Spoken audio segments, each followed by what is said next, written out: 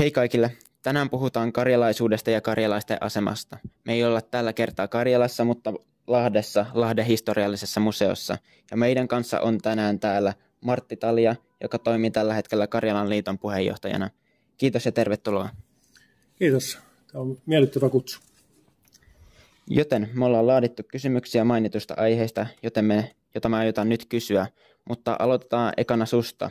Niin haluaisitko ensimmäiseksi kertoa vähän itsestäsi? Joo, mä olen toisen polven karjalainen, siis toinen sanoen mun vanhemmat syntyivät evakossa ja voisin käyttää myös olen toisen polven evakko nimitystä. Itse olen Äsikkalassa syntynyt ja karjalaisessa järjestötoiminnassa on ollut mukana vuodesta 1984 alkaen Vuoksarantaseuran hallituksen eri tehtävissä ja olen nyt kyseisen seuran kunniapuheenjohtaja.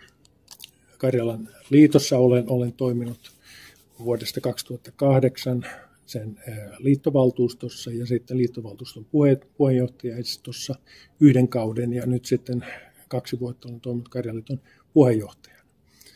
Myös muu karjalainen järjestötoiminta, sukuseura- ja säätiötoiminta on tuttua minulla. Olen toiminut niissä lähes 30 vuoden ajan molemmissa. Koulutukseltani olen lääkäri ja toimin täällä Päijät-Hämeessä sairaanhoitopiirin johtavana lääkärinä ja keskussairaalan johtajana työelämäni ajan ja olin yhden kauden kansanedustajana Sipilän hallituksen aikana.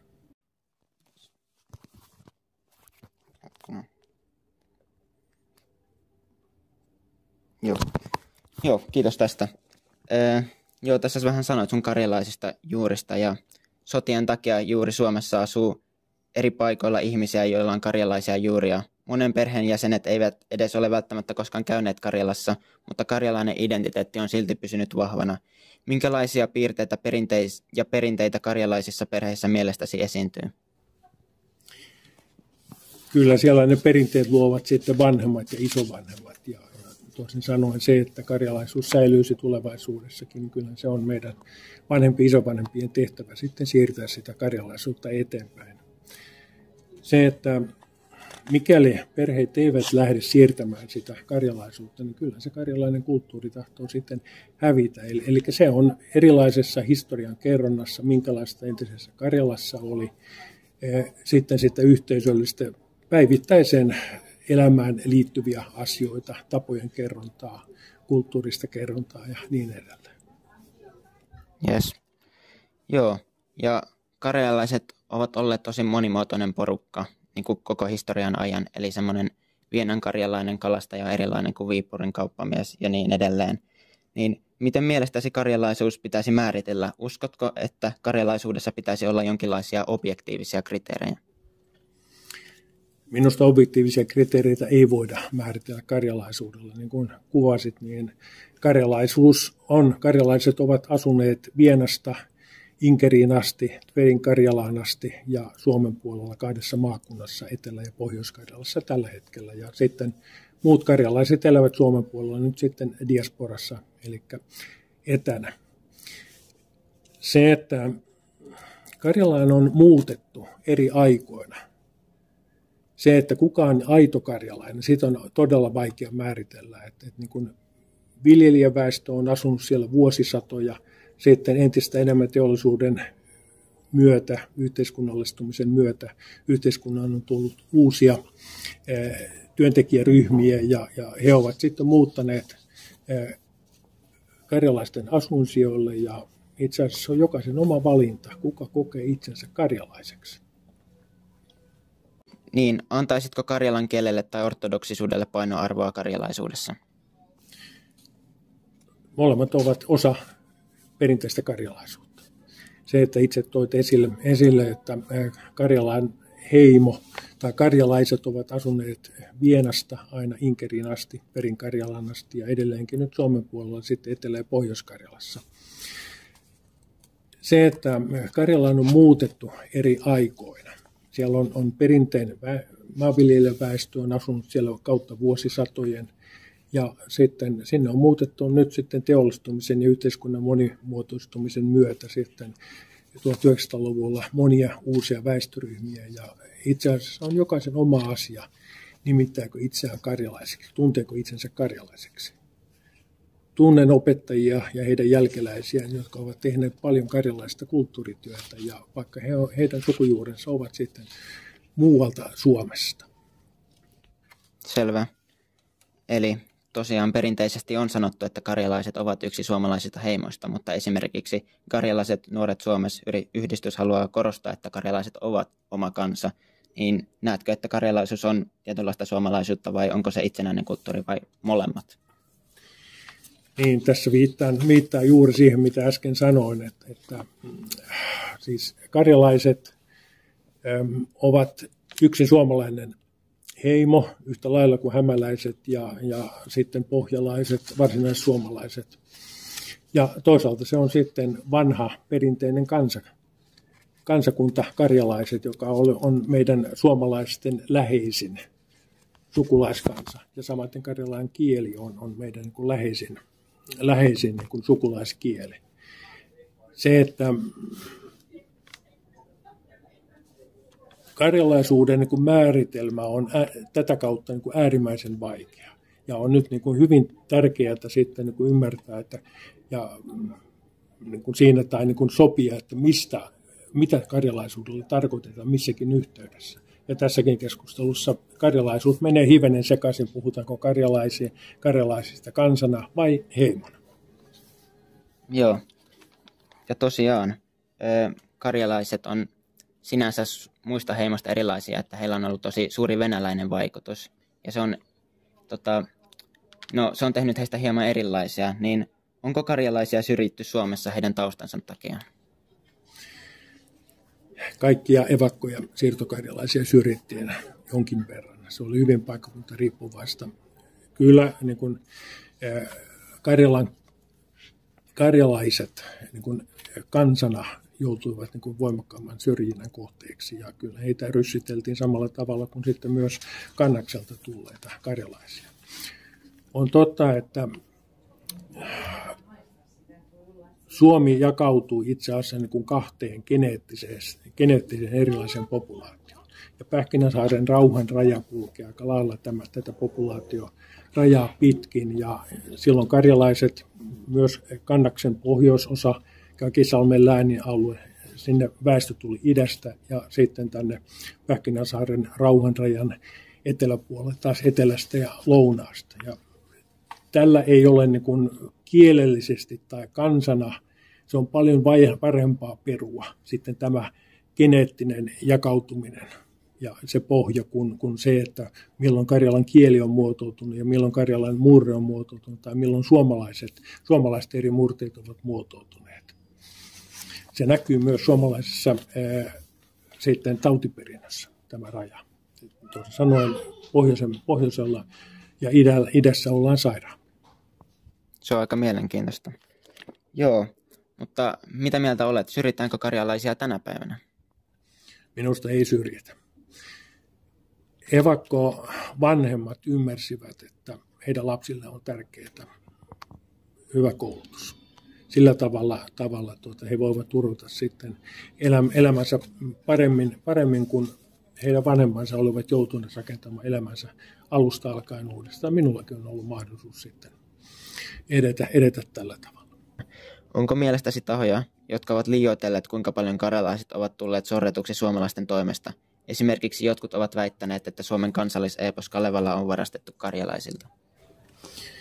Tämä on mielenkiintoinen kysymys, se, että kuka on sortanut ja ketä. Ja nyt kun mietitään, nyt ensimmäisenä tulee kyseiseen toisen maailmansodan aikaiset tapahtumat ja suomalaisten sitten sotajoukkojen eteneminen aina Syvärille asti, niin siinä yhteydessä tulee helposti mieleen, että suomalaiset ovat olleet siellä sortajia.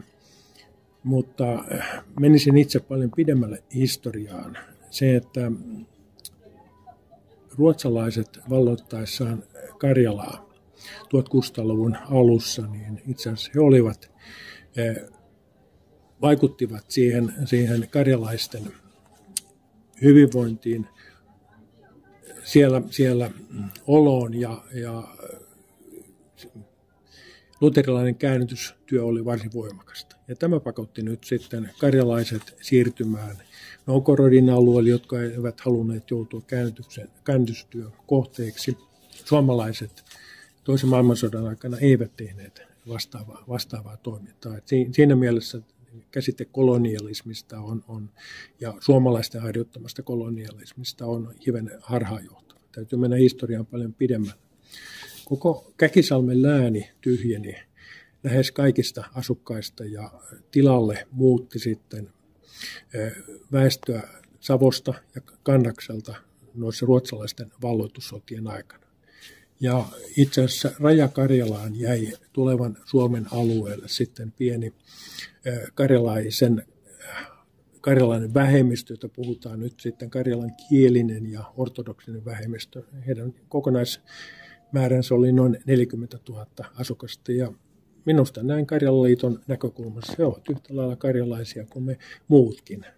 Kannaksen muissa osissa tai Karjalan muissa osissa asuneet karjalaiset.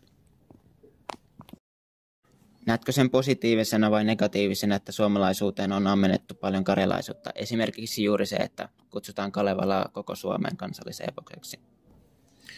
Minusta se on hienoa, että Lönnrot aikoinaan kokosi Kalevalan runot pääasiassa Karjalasta ja Vienasta. Hänen ihannointinsa oli sen ajan kansallisromantiikan ihannointia ja hän loi Suomelle vanhan kulttuurisen historian. Ne runot, joita Kalevalassa on, niin ne ovat järjestetty Lönnrotin toimesta. Hän itse rakensi sinne väliin myös noin 3% omia versyjä, jotta siitä saataisiin looginen kokonaisuus. Olen itse miettinyt paljon tätä asiaa ja minusta juuri karjalaiden tapa siirtää perimätietoa laulamalla seuraaville sukupolville on ollut se rikkaus, minkä takia Kalevalan runot pystyttiin kokoamaan sitten Karjalasta. Selvä. No mitä luulet, pitääkö suurin osa Suomen karjalaisia itseään ensisijaisesti karjalaisena vai pelkästään suomalaisena? Uskon, että se on niin kuin jokaisen henkilökohtainen asia juuri ja toivon, että kaikki karjalaiset sukujuuret omaavat pitäisivät itseään karjalaisina. Jos näin emme toimi, niin karjalainen kulttuuri tulee katoamaan kokonaisuudessa. Se on meidän jokaisen niin oma ratkaisu sitten, että haluammeko olla karjalaisia, tunnustaa sitä ja siirtää sitä kulttuuria sitten seuraaville polville. No kumpi on itsellesi läheisempi, karjalaisuus vai suomalaisuus? Olen karjalainen. Selvä.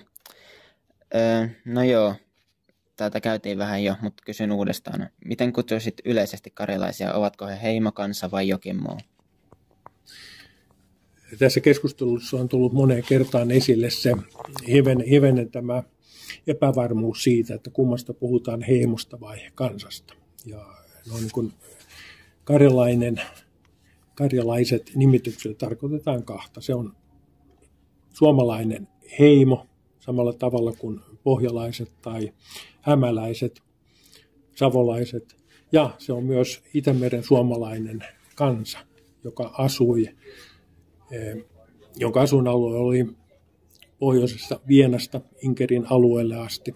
Ja osa sitten siirtyi pakoon näitä ruotsalaiskäännytystä myös Perin-Karjalan alueelle. Ja idässä sitten tämä karjalaisalue ulottuu Vienanmereen ja Syväriin. Ja lännessä sitten meillä on 2 suomalaista maakuntaa, Pohjois-Karjala ja Etelä-Karjala. Joo, tosiaan Karjalan lisäksi Suomessa on monia perinteisiä kulttuureita, kuten sanoit, hämäläisyys, savolaisuus, on myös suomenruotsalaisuus ja saamelaisuus. Miten tärkeänä näet perinteisen alueellisen kulttuurin säilyttämisen? Se on äärimmäisen tärkeää, että kukas muu sitä säilyttää, elleivät sitten ne, joille se kulttuuri on ominaista, joiden isät ovat sen kulttuurin piirissä eläneet. Ja minusta evakkojen asuttamisessa oli niin kuin tärkeä huomio myös, tai niin kuin se lopputulos tämän kulttuurin säilyttämisen kannalta, että maaseutuväestö sijoitettiin kylittäin samaan pitäjään. Ja entiset naapurit pääsivät lähelle toisiaan. Ja tällöin myös ne karjalaiset piirteet, sen kulttuurin ominaispiirteet säilyivät paljon paremmin, koska voitiin haastaa entisten tuttavien kanssa, purkaa ongelmia entisten tuttavien kanssa, ratkoa niitä. Ja se loi myös pohjan sitten karjalaiselle järjestötoiminnalle, karjalaseuroille ja pitäjäseuroille, jotka muodostuivat sitten niistä luovutetun alueen pitäjistä. Nämä kaikki niin tukivat aikoinaan sitä karjalaisuuden säilymistä täällä diasporassa. No, uskotko, että karjalaiset nuoret ovat tarpeeksi motivoituneita säilyttämään ja ylläpitämään karjalaista kulttuuria tulevaisuudessa? Kyllä palaan uudelleen tähän isovanhempien rooliin siinä, että miten siellä kotona viestitään siitä karjalaisuudesta. Miten siitä kerrotaan tavoista, päivittäisestä toiminnasta, jota sitten tapahtui entisaikaan Karjalassa tai miten nyt uusiutuneissa olosuhteissa sitten nämä vastaavat toiminnat tehdään. Mikä on ruokakulttuuri? Meillähän on Karjalan piirakka, joka on eurooppalaisen tunnustuksen saanut, samaten kuin Kalevala sitten kun se on 2023 saanut eurooppalaisen kulttuuriperintötunnustuksen. Se, että me näiden niin kuin, asioiden siirtäminen polvesta polveen, niin se on aivan keskeinen tehtävä ja se myös muodostaa sen tuen sitten ja pohjan sille nuorille omaksua tätä karjalaista kulttuuria. Jep. Niin, mutta voi tulevaisuudessa löytää jotakin haasteita siihen suhteen. Esimerkiksi globaalin median, talousjärjestelmien ja kielten levitessä perinteiset tavat, kulttuuri ja kieli voivat jäädä syrjään. Esimerkiksi englannin kielen vahvistuessa suomen kieli ja etenkin sen murteet köyhtyvät. Oletko huolissasi, miten modernisaatio ja globalisaatio tulevat vaikuttamaan perinteisiin alueellisiin kulttuureihin? Olen huolissani, niin kuin sinä totesit tuossa, nämä on niitä tekijöitä, jotka tulevat vaikuttamaan. Se on jo itse suomen kieleen ja sen häviämiseen ja niin kuin osaamiseen, niin tällä modernisaatiolla on vaikutusta siten, että lukemisharrastus vähenee kaiken aikaa. Nuoret omaksuvat sitten somessa käytettyjä uusia termejä, jotka on monta kertaa vieraista sanoista johdettuja. Ja se, että tämä suomen kielen moninaisuus, niin se tulee katoamaan. Pelkään näin. Joo, se on sinänsä harmi. Mutta mitä me voitaisiin niin kuin suojellakseen näitä kieliä ja murteita? Esimerkiksi pitäisikö karjalan kielen asemaa parantaa Suomessa ja miten? Kyllä. Karjalan kielihän on yksi 4 vähemmistökielestä.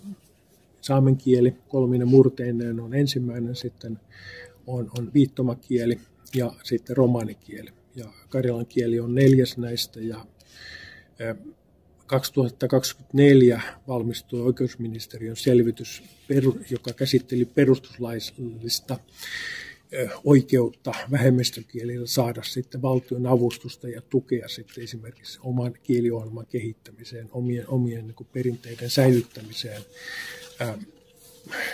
Perustuslaki ei tue sitä, se antaa mahdollisuuden seuroille ja vähemmistöille toimia tähän suuntaan, mutta että valtion rahoitus ei ole mitenkään selkeä. Nyt tänä keväänä sitten 19.5. niin valmistuu karjalan kielen elvytysprogramma, eli elvytysohjelma, joka käsittää 23 kohtaa, jolla sitten voitaisiin karjalan kieltä lähteä kehittämään niitä tavoitteita.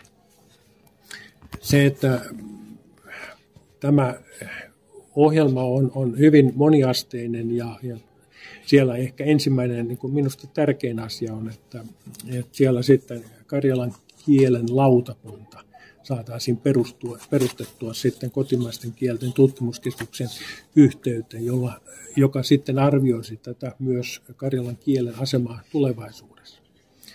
Karjalan liitto on sitoutunut nyt sitten karjalan kielisten yhteisöjen kanssa kehittämään karjalan kielen asemaa ja Nyt meillä on ensi syksykin suunnitteilla esimerkiksi sitten eduskunnassa kutsuseminaari, jossa voitaisiin sitten kansanedustajia informoida tästä karjalan kieliasemasta ja pyrkiä saamaan vaikka seuraava hallitusohjelmaan sitten maininta siitä, vahva sitoumus siitä, että karjalan kieltä tullaan kehittämään seuraavan 4 vuoden ajan. Jotkut voisivat väittää, että karjalankieliset palvelut eivät ole tarpeellisia, koska kaikki karjalankieliset osaavat suomea. Niin mitä mieltä olet tästä? Karjalan kielellä ei ole tulevaisuutta, ellei sitten karjalan kieltä opeteta kouluissa, esiopetuksen yhteydessä, kouluissa. Täytyy olla kunnilla mahdollisuus tuoda se oman opetusohjelmaansa. Samaten pidän tärkeänä, että meillä on sitten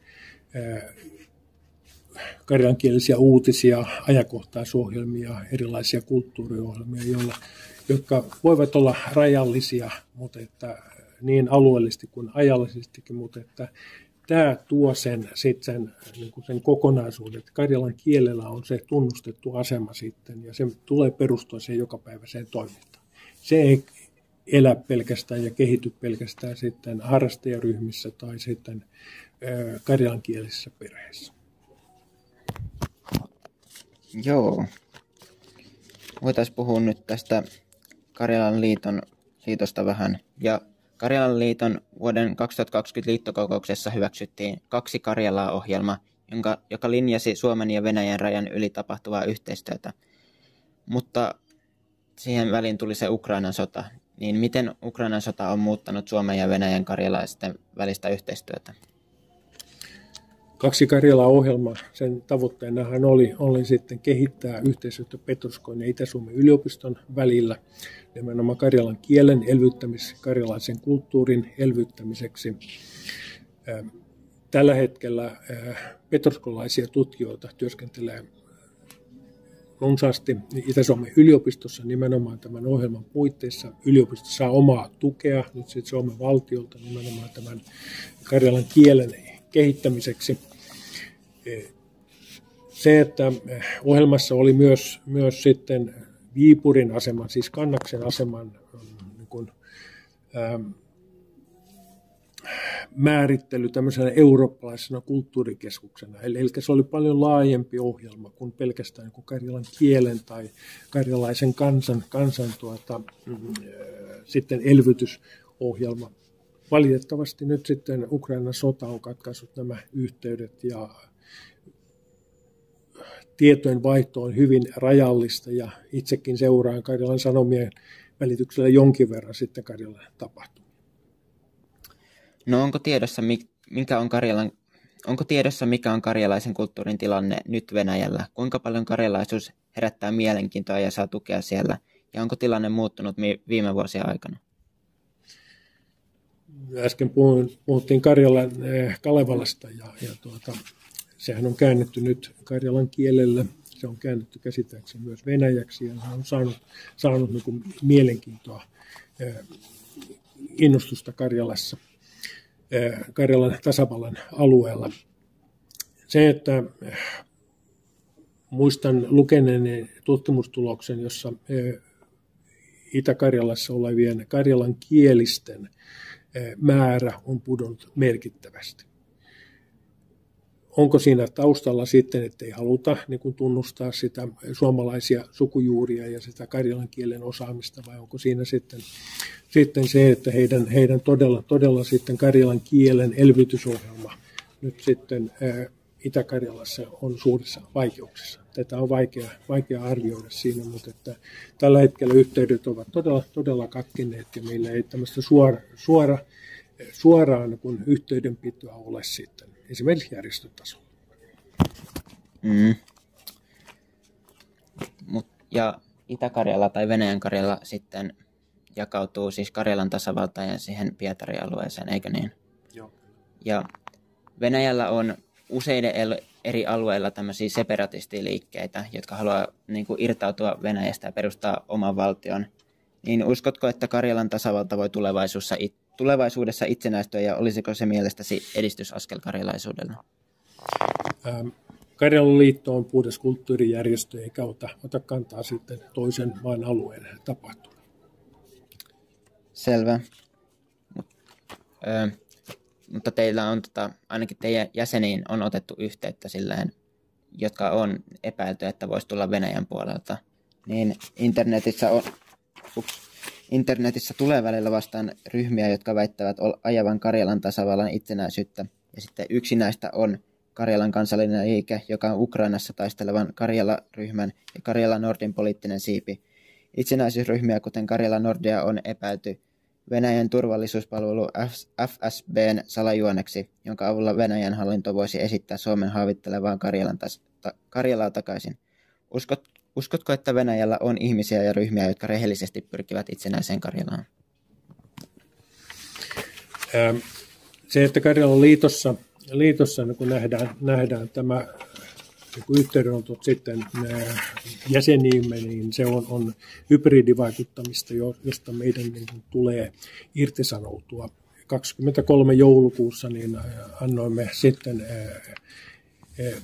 julkilausuman, joka oli tarkoitettu niin omille jäsenille kuin sitten valtion edustajille ja myös mahdollisesti ulkovalloille siten, että me emme toivo, että tämän kaltaisia yhteydenottoja tapahtuisi, koska ne voidaan kokea juuri sillä tavalla, että meillä suomalaisilla on tavoitteena sekaantua toisen valtion asioihin, jota tavoitetta meillä ei ole. Ja Karjalan liitto ei missään tapauksessa ole sitten niin kuin tukemassa tämän kaltaisia niin separatisti-ajatuksia, vaan että me olemme Suomen virallisella ulkopoliittisella linjalla, emmekä tue sitten tällaisia yhteydenottoja ja eriytymispyrkimyksiä. Aivan. Eli et näe, että meidän suomalaisten pitää ottaa Karjalan itsenäisyyspyrkimykset tosissaan? Se on karjalaisten oma asia. Niiden karjalaisten oma asia, jotka asuvat nyt Venäjän alueella. Aivan. Joten tämä oli tässä. Se oli siinä. Kiitos Martti Talja tästä haastattelusta. Ja me nähdään Halla Median parissa, ei ehkä ensi viikolla, mutta lähitulevaisuudessa. Moro!